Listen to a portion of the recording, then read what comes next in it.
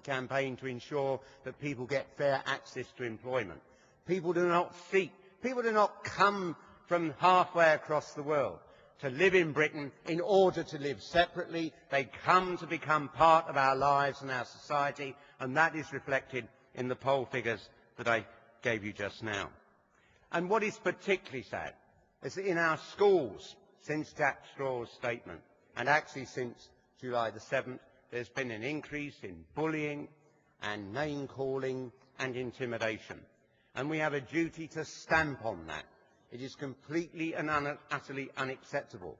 But it's not easy to do that if you're a teacher, if the whole background of what's in the newspapers is a drip, drip, drip of Islamophobia. When we saw those disgraceful pictures of the humiliation of Iraqi prisoners by American troops, I think it's right, yes, that the troops that did that should have faced prosecution in the way that they did.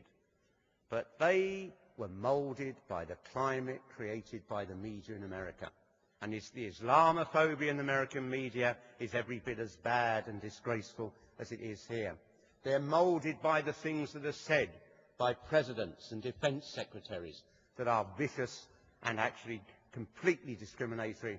When you've got President Bush talking about a crusade, what message does it send?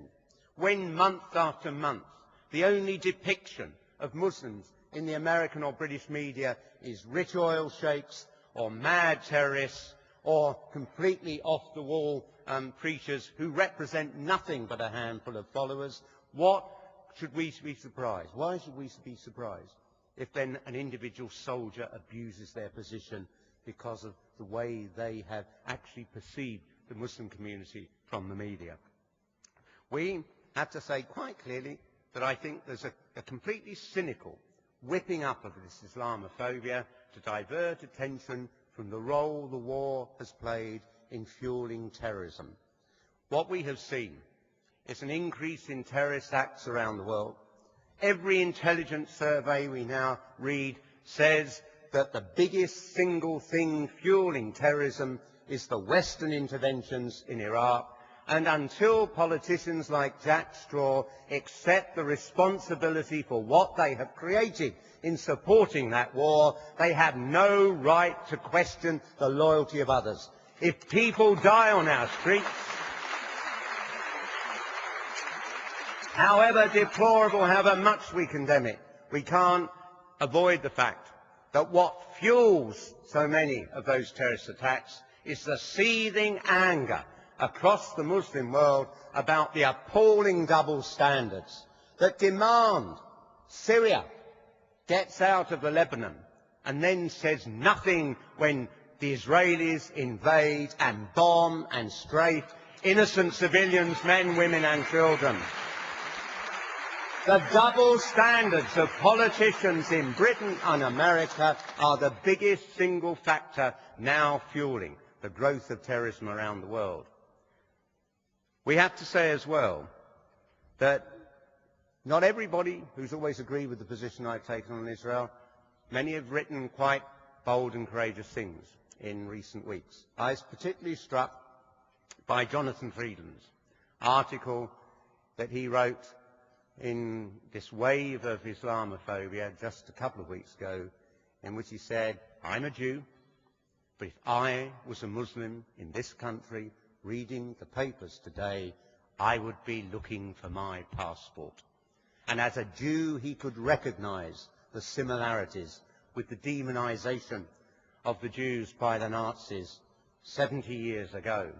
We are doing the same thing today in the worst of our gutter media, using exactly the same imagery. Open the Mail on Sunday. Open the Daily Mail or the Express.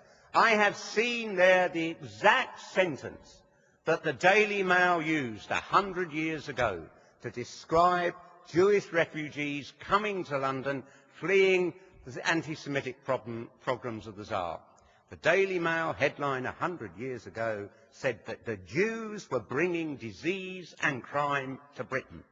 They say exactly the same thing today about Muslims and asylum seekers. For the Daily Mail, pardon me, nothing changes, only the nature of the victim.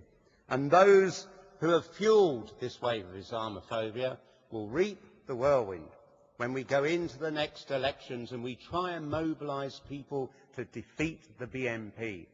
This is a feeding frenzy for the BNP. Every headline in the gutter press builds and strengthens support for their obnoxious position. And we are going to have to redouble our efforts in this city, because in 18 months we face an election. And as well as an election for mayor, it's an election for the London Assembly. And it's on proportional representation. And the BNP will be running, as they have run in Dagenham, against Muslims and against tolerance. And we have to mobilise to defeat them. They need only 5% of the vote to win a seat on the London Assembly. They came within a few hundred votes of achieving that 2.5 years ago. The media and government ministers, with the stupidity and the crassness and the vulgarity of what they have said, have lifted them to the point where they could achieve a platform in our city to spread their racism and their hatred and their intolerance. And I would say to Jack Straw and those in the media who echo what he has said, look what you are doing. You are opening the way to fascism in our city, and you should be ashamed of what you have done.